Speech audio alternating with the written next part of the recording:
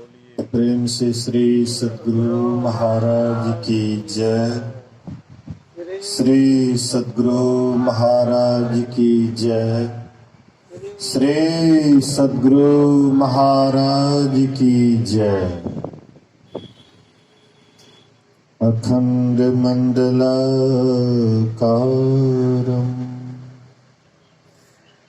व्याप्तं येन चराचरं तत्पदं दर्शितं येन तस्मै श्री गुरुवे नमः। धन्य धन्य सतगुरु सुखद महिमा कही न जाए। जो कछु कहो तुम्हारी कृपा मोते कछु न बसाए। सर्वत्र सर्वदा वर्तमान सद्गुरु महाराज जी के श्री चरणों में कोटि कोटि नमन। उपस्थित गुरुजन, धर्म प्रेमी सत्संगी बंधुओं, पूजनीया माताओं तथा भक्तिमती बहनों, ऑपरेटर से अनुरोध है कि हो सके तो एक टेलीविजन की व्यवस्था करें।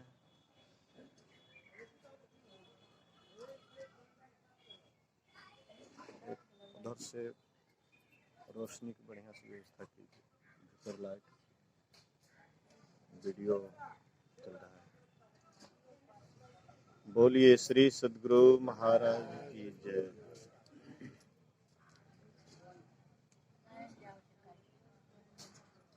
अभी हम आप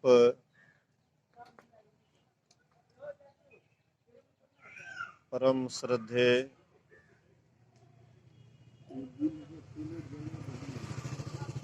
प्रदीप परिहार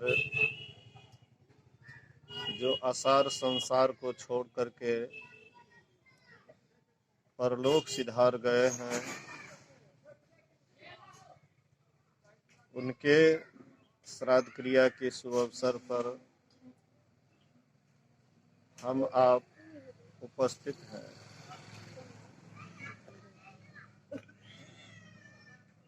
श्रवण कर रहे थे श्री रामचरितमानस द्वितीय सोपान अयोध्या कांड से। श्री सीताराम पत्तों के बिछोने पर विश्राम कर रहे थे। पास में श्री लक्ष्मण जी और गोहणीशाद दोनों आपस में वार्तालाप कर रहे हैं। गोहणीशाद लक्ष्मण जी से कहते हैं कि कैकेयी मां ठीक नहीं की। ये भरी जवानी में राम और सीता को वनवास देकर ठीक नहीं की। इस पर लक्ष्मण जी गोहणीशाद को समझाते हैं कि हे भाई, किसी को दोष नहीं देना चाहिए। सबको अपने ही कर्मों का फल भोगना पड़ता है। जो भी हम आप जैसे स्थिति में है, जिस परिस्थिति में है, यह स्थिति परिस्थिति हमारे कर्मों का ही फल है। भगवान बुद्ध के समय में एक सेठ जी था, उनके पास में अपार धन था, लेकिन फिर भी वह टूटा हुआ रथ पर चलता था, फटे पुराने वस्त्र पहनते थे और जैसे तैसे भोजन करते थे। तो जब वह सेठ जी कुछ वर्षों के बाद जब शरीर छोड़ दिए, तो राजा प्रसेनजीत वह सेठ जी के यहां से धन ढोना शुरू करते हैं। 7 दिन तक बैलगाड़ी से धन ढोते ढोते 7वां दिन धन का अंत हुआ और वह दोपहर के समय स्नान करके भोजन करके जब भगवान बुद्ध के पास गए और कहते हैं भंते, वह सेठ जी के पास में इतना अपार धन था कि 7 दिन तक बैलगाड़ी से ढोते ढोते आज 7वां दिन उसका धन अंत लिया और उसके बाद हम आपके पास आए हैं सत्संग सुनने के लिए। आखिर कारण क्या था कि उनके पास में इतना धन होते हुए भी लेकिन वह भोग नहीं पाया, इतना कुछ रहते हुए भी ठीक से खा नहीं सका, बढ़िया से पहन नहीं सका। इसका क्या कारण है? इस पर भगवान बुद्ध कहते हैं कि अगला जन्म में वह सेठ जी किसी महापुरुष को दान दिया था, किसी संत को दान दिया था।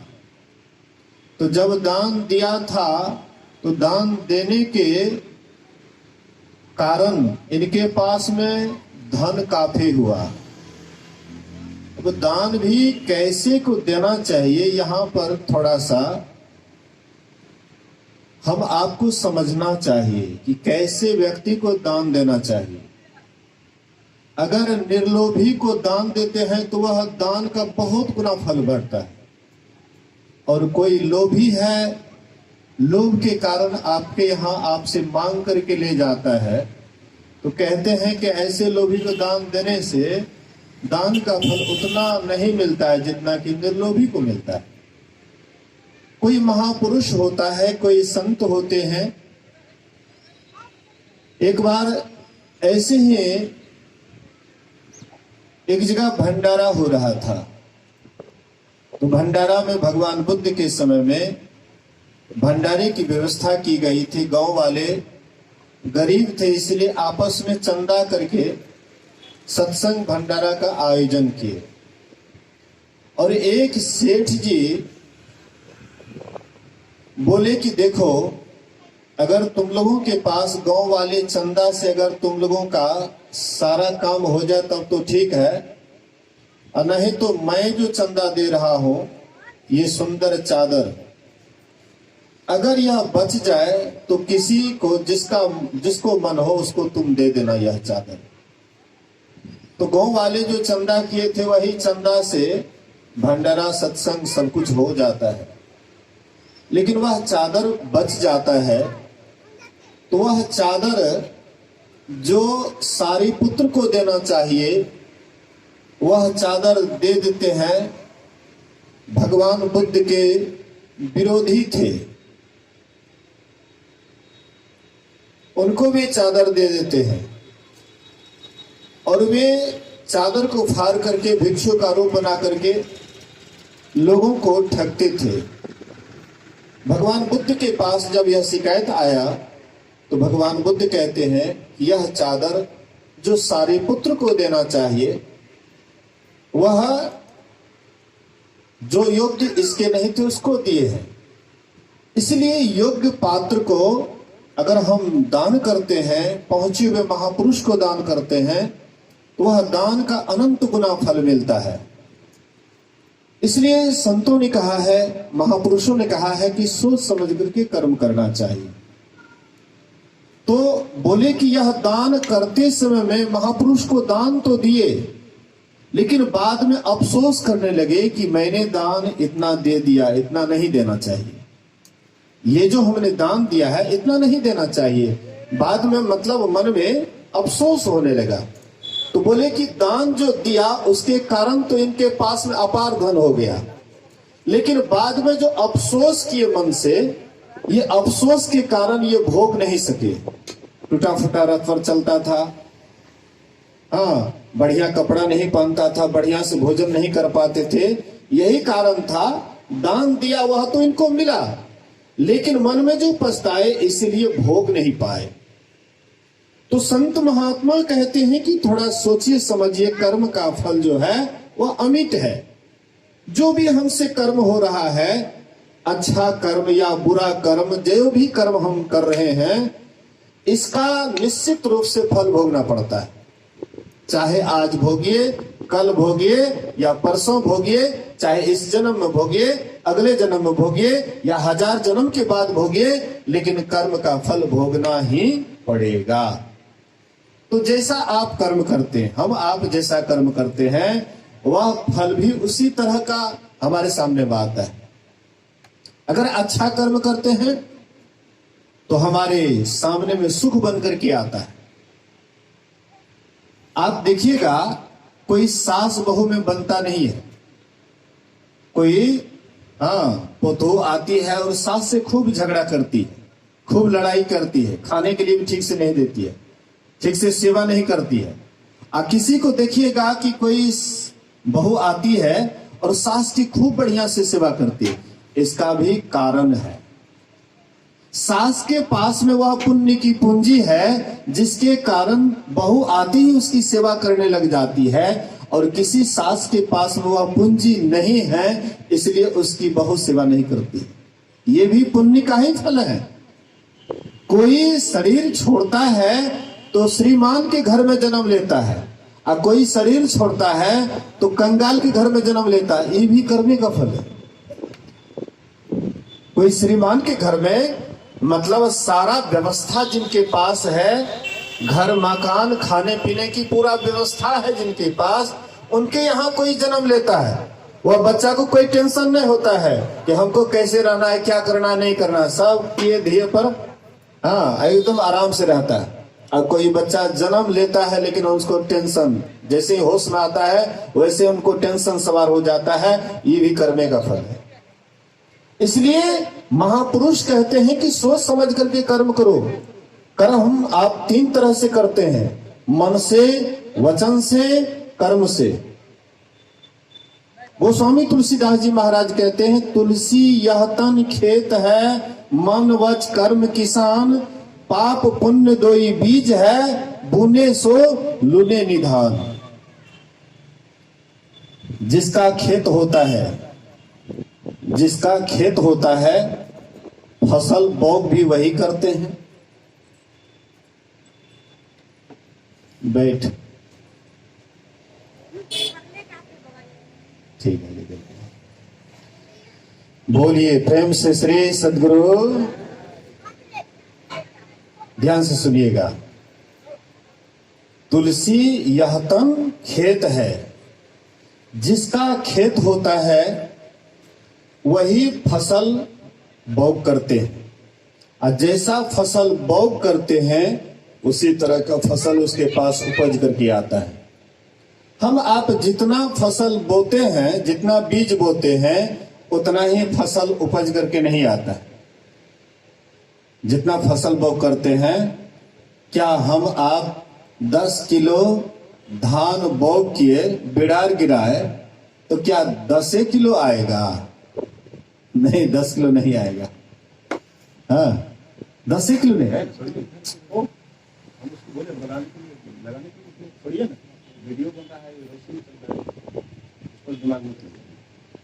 बोलिए प्रेम से श्री सद्गुरु। उधर देखना नहीं, देखिए इधर। बोलिए प्रेम से श्री सद्गुरु महाराज की जय। तो हम जितना बीज बोते हैं उतना ही फसल उपज करके नहीं आता है, 10 गुना अधिक होकर के आता है। हम आप जो कर्म करते हैं, यह शरीर हम लोगों का क्या है? खेत है। जैसे इधर बाहर के खेत को हम आप खरीदते हैं, या अपना दादा बाप का खेत है, उसमें हम फसल लगाते हैं तो उसका 10 गुना उपज करके आता है। तो हम लोग क्या करते हैं, कुछ भोग करते हैं, कुछ जमा करके रख देते हैं। संचित, प्रारब्ध और क्रियमान, तीन तरह से। संचित अर्थात जमा, बोलिए श्री सद्गुरु। संचित अर्थात जमा।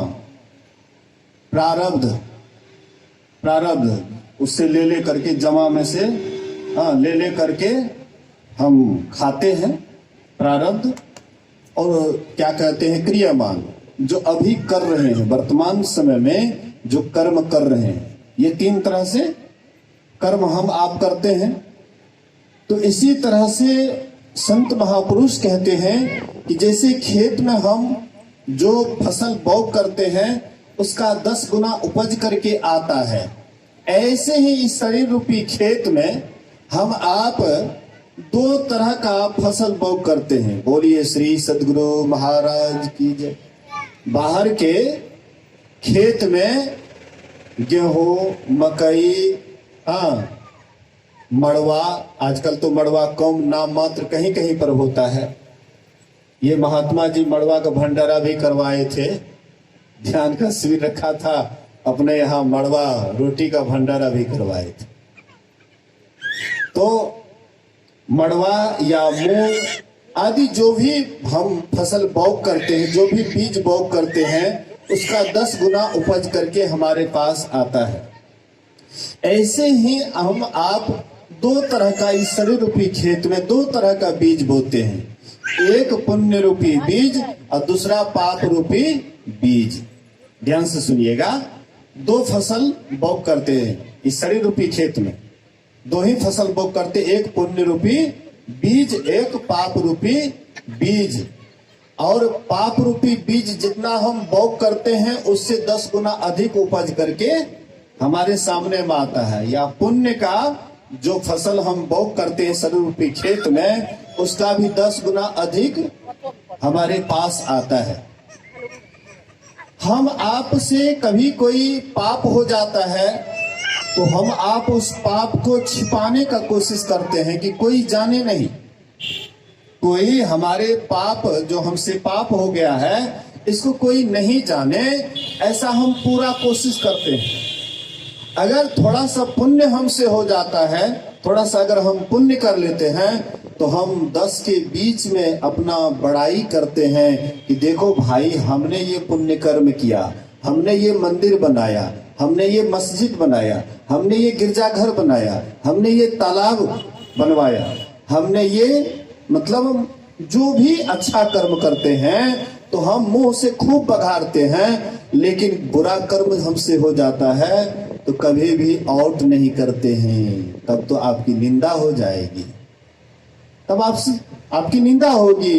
निंदा से डरते हैं। अब बड़ाई से सब आदमी सोचते हैं हमारी बड़ाई हो, हमारा संसार में यश फैले, लोग हमको जाने कि फलाना भी कुछ है, फलाना भी बहुत बड़े पुण्यात्मा है, देखो इतना पुण्य करते हैं, लेकिन कितना पाप करते हैं इसका हिसाब किताब हम आप नहीं रखते हैं। पाप भी होता है और पुण्य भी होता है, और 3 तरह से पाप पुण्य होता है। ध्यान दीजिएगा बढ़िया से, बोलिए श्री सद्गुरु। 3 तरह से पाप पुण्य होता है, मन से, वचन से, कर्म से। मन से पाप और पुण्य होता है। आप कहिएगा कि मन से कैसे पाप पुण्य होता है? तो मन सभी प्रवृत्तियों का अगवा है, भगवान बुद्ध के वचन में है, मन सभी प्रवृत्तियों का अगवा है।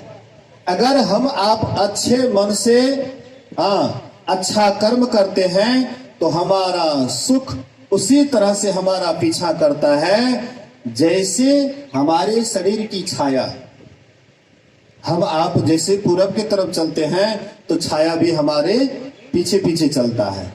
ऐसे ही हम अच्छे मन से, सुंदर मन से, सुंदर विचार से अगर हम शुभ कर्म करते हैं तो हमारे पीछे पीछे वह सुख जाता है, हमारे पीछे पीछे जाता है, हमारा पीछा करता है कि नहीं ये अच्छे आदमी है, अच्छा कर्म किया है, इसलिए इसको सुख देना चाहिए। सुख हमारे पीछे पीछे चलता है, हमारी छाया, शरीर की छाया की तरह।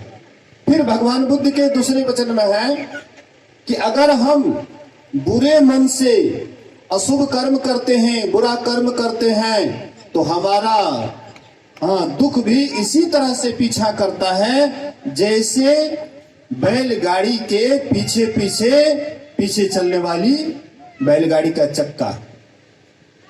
बैलगाड़ी के पीछे पीछे उसका चक्का चलता है ना, जिधर बैल जाते हैं उसके पीछे ही लगा रहता है।